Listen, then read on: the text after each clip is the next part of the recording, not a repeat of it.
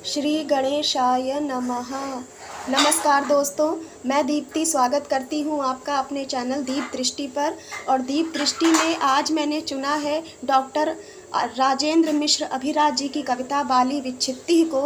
तो बाली विच्छित्ति का अर्थ आज हम पढ़ेंगे।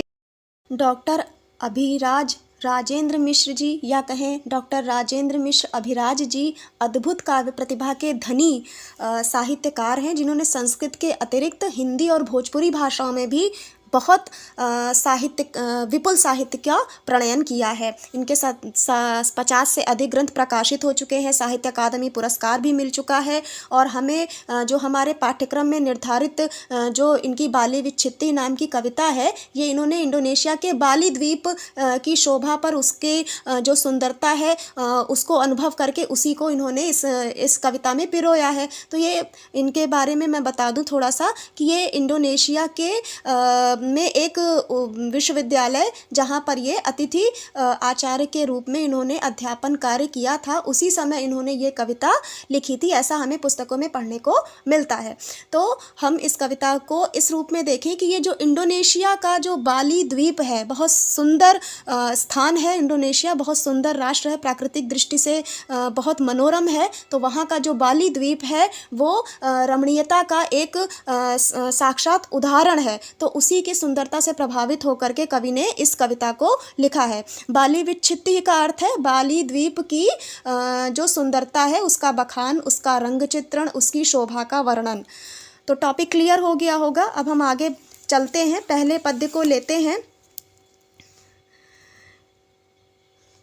ये ना वनी मधुरसामृत सारभूता चंचदवनी च नवनीत निभावनी सा माकंद मंजु भगिनी सरसा विशाला नास्वादिता विफलमेव तदीय जन्म। कह रहे हैं कि ये नावनी मतलब जहाँ की जो धरती है, ये नावनी माने जो संपूर्ण भूमि, इसको इस तरह से कहें कि संपूर्ण भूमंडल जो है उसका अगर हम कहीं देखना चाहें कि अमृत भाग कहाँ है, अमृत का सार कहाँ है, तो हमें यहीं पे मिलेगा। माने जो मधुर रसामृत सारभूता, जो मधुर अमृत के सारभूत है, माने अमृत के समान आनंद देने वाली जो धरती है। और कैसी है? चंचद वनी च नवनीत निभा वनी सा, चंचल वनों वाली है। नवनीत निभा मतलब नवनीत के समान, मक्खन के समान अत्यधिक सुंदर भूभाग वाली है ये धरती। माकंद मंजु भगिनी सरसा विशाला, माकंद का मतलब है सुगंध युक्त, सुंदर और सरस का भी अर्थ होता है सुंदर, जो आनंद देने वाली है। विशाल है, माकंद माने सुगंध से युक्त है, सरस है, विशाल है और सुंदर है भूभाग। नास्वादिता विफल में वो तदीय जन्म, जिसने यहाँ की धरती की सुंदरता का आस्वादन नहीं लिया उसका जन्म व्यर्थ है। तो यहाँ की सुंदरता देखते बनती है, देखने योग्य है।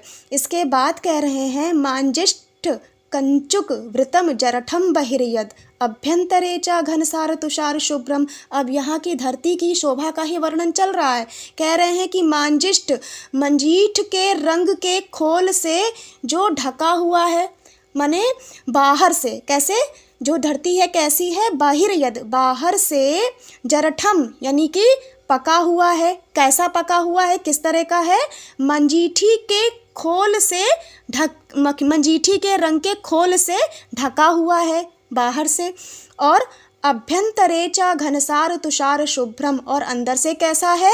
अंदर से घनसार, घनसार कहते हैं कपूर को, कपूर और तुषार यानी कि इसको कह सकते हैं पाला या ओस इत्यादि। तो कपूर और ओस के समान, पाले के समान शुभ्र है। आस्वाद मांगिस फलम मसृणम चमिष्टम, और जिसका आस्वादन करके, माने वहाँ पे जो मांगिस फल है, जो अखरोट और बादाम इत्यादि जो फल है, स्वादिष्ट और मनोहर जो फल है, उनका आस्वादन करके।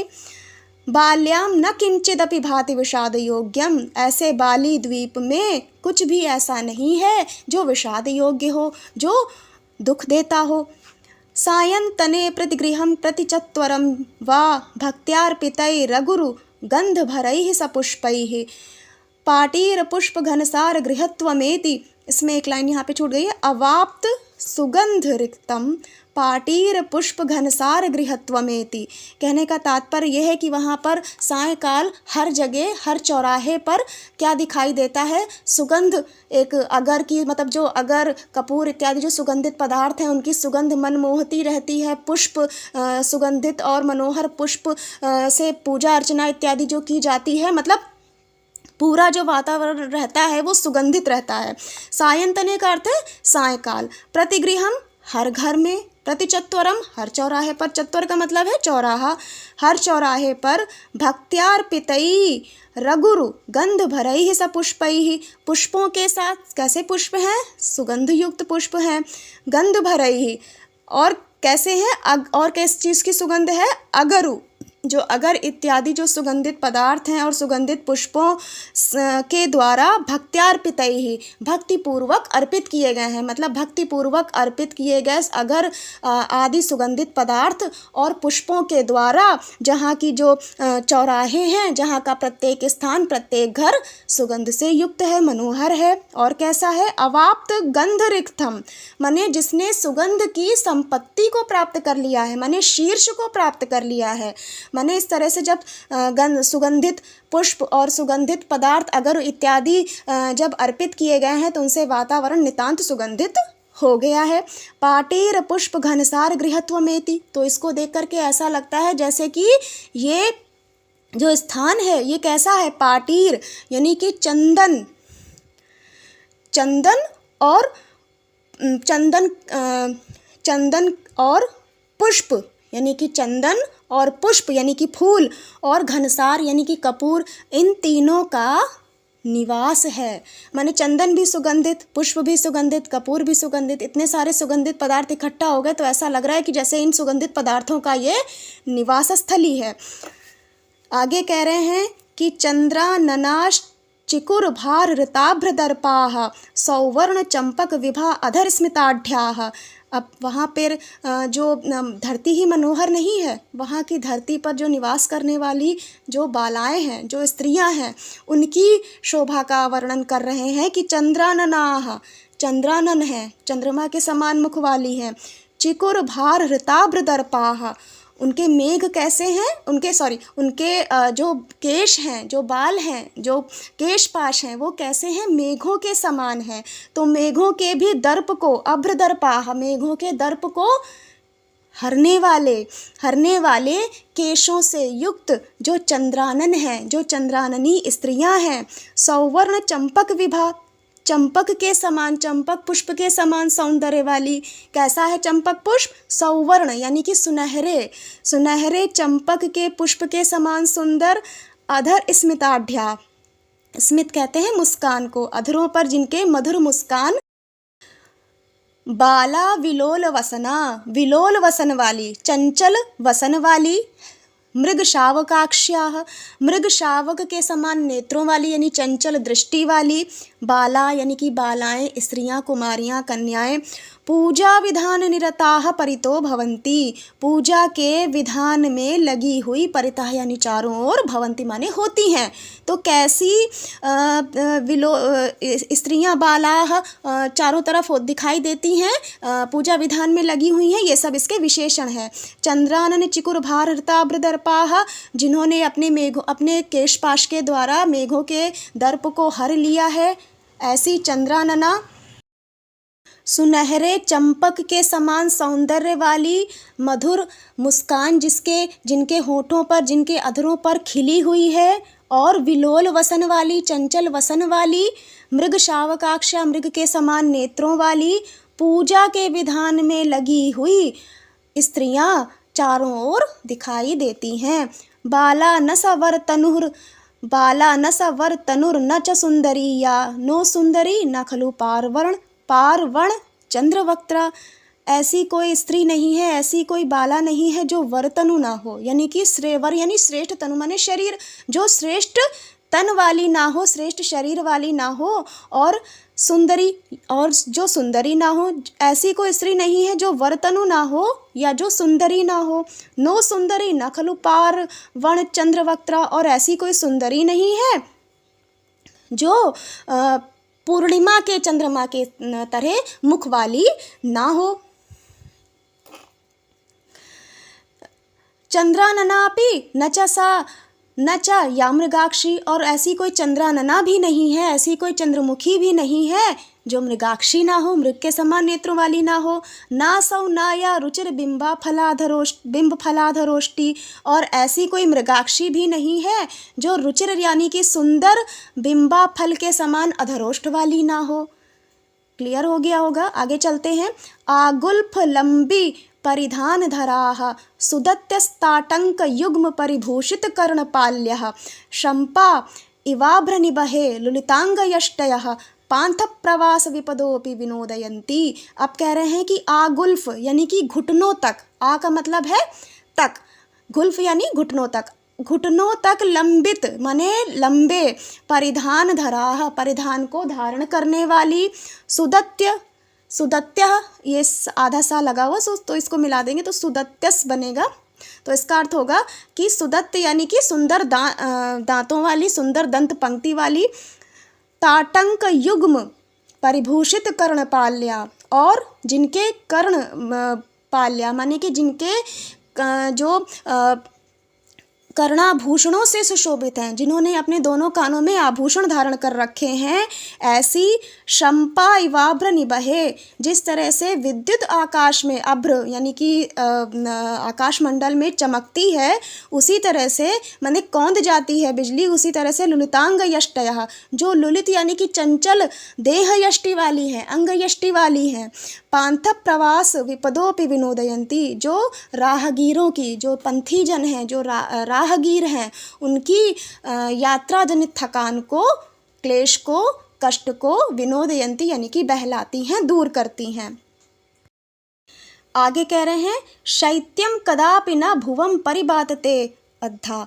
इंडोनेशिया का जो मौसम है वो सामान्यतया गर्म रहता है, और तो शैत्यम कदापि न भुवम परिबातते अद्धा, अद्धा का मतलब है वास्तव में यहाँ पर, यहाँ का जो भूमंडल है, यहाँ का जो मौसम है, यहाँ का जो वातावरण है, उसको परिबातते बाधित करता है, ना नहीं करता। कौन नहीं करता? शैत्यम शीतलता, ठंड जो है यहाँ के भूमंडल को बाधित नहीं करता। मार्तंड रश्मि नियतम सततानुमेयम, और यहाँ पर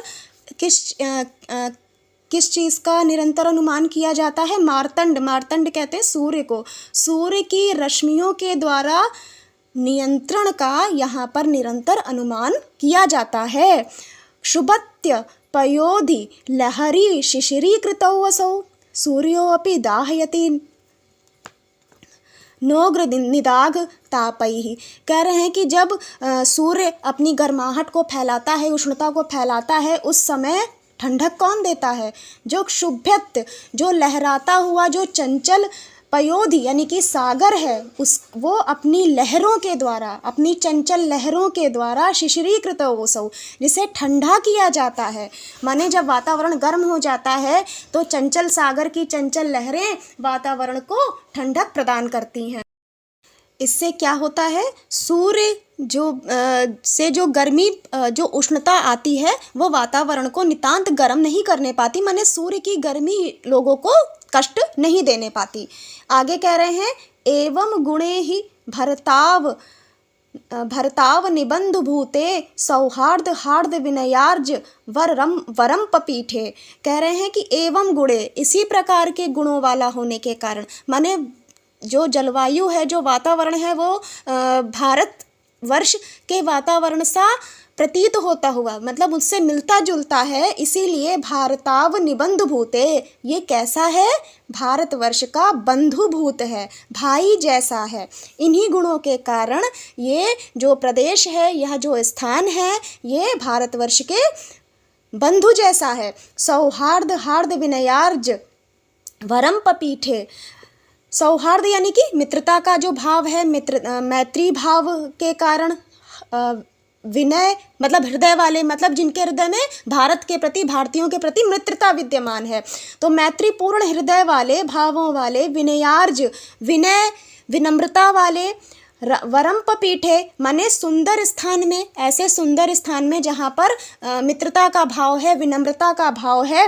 द्वीपे ऐसे द्वीप में, अभिराजितनयो नयति प्रयासम, अभिराजितनयम यहाँ पे कवि स्वयं के लिए कह रहा है कि जो अभिराजी का जो पुत्र है, इनकी माता का नाम अभिराजी देवी था, उसी इसलिए ही ऐसा कह रहे हैं कि जो अभिराज तनय है, नयति प्रवासम, प्रवास को प्राप्त कर रहा है। कात्यायनी किस प्रकार से इस धरती में निवास कर रहा है? कात्यायनी चरण पंकज भृंग भूतः, जिस तरह से कात्यायनी, माँ कात्यायनी के चरण पंकजों में माने चरण कमलों में भृंग भूतः भंवरा निवास करता है, तो उसी तरह से कात्यायनी के, माँ कात्यायनी के चरण कमलों में विचरण करने वाले, निवास करने वाले भृंग के जैसे, भंवरे के तरह, भंवरे के समान ये अभिराज का पुत्र इस द्वीप पर निवास कर रहा है। अब आगे कह रहे हैं कि शांते सहस्त्रमित योजन दूर संस्थे, भारतवर्ष से बहुत दूर है ये प्रदेश, ये स्थान। प्रदेश का मतलब यहाँ पे स्टेट से नहीं है, स्थान से है। प्रदेश का अर्थ स्थान भी होता है। तो भारतवर्ष से जो बहुत दूर स्थित है, ऐसे शांत स्थान में पाथोदि वक्षसि, सागर के वक्षस्थल पर पुरा विजय ध्वजम यत, पहले जिसकी विजय पताका फहराई जा चुकी है। नह पूर्व जय ही स्थिर यशो बिरहो निखातम, और जहाँ पर हमारे पूर्वजों के द्वारा भारत के स्थिर यश को स्थिर कर दिया गया है, माने कि उसको निखात कर दिया गया है, उसको गाड़ दिया गया है। तद भावयन्तु, हमें ऐसी ही भावना करनी है। किसे संबोधित कर रहे हैं? निपुणम ननु वंश जाताः, हे वंश जाताः, यानी कि हे भारतीयों, हे वंशजों, हे हिंदुस्तान के निवासियों, आप उसी की भावना करिए। निपुण, उस निपुण की, हे निपुण वंश जाताः, भारतीयों, हे निपुण भारतीयों, उसी की भावना करिए, उसी का अनुभव करिए। किसका अनुभव करिए? कि जहाँ पर हमारे पूर्वजों के द्वारा, महान पूर्वजों के द्वारा भारत के यश को, यशोगाथा को स्थिर कर दिया गया है, पूर्वजों के द्वारा अचल कर दिया गया है। दोस्तों, आज के वीडियो में हमने डॉक्टर राजेंद्र मिश्र अभिराज जी की कविता बाली विच्छित्ति को पढ़ा और उसके अर्थ को समझा। अब नेक्स्ट वीडियो में हम मिश्र जी की ही दूसरी कविता कज्जलम मामवेही, जिसे लखनऊ विश्वविद्यालय के पाठ्यक्रम में रखा गया है, इस कविता के अर्थ को पढ़ेंगे। आशा करती हूँ कि आपको कविताओं के अर्थ समझ में आ रहे होंगे, मेरे द्वारा बनाए गए वीडियोस आपको लाभ पहुंचा रहे होंगे, ऐसी मुझे पूरी आशा है। तो मेरे चैनल को सब्सक्राइब कर दीजिए, लाइक कीजिए, ज़्यादा से ज़्यादा लोगों में शेयर कीजिए और कमेंट करके अपने सुझाव ज़रूर देते रहिए। तब तक के लिए नमस्कार। जयतु संस्कृतम, जयतु भारतम।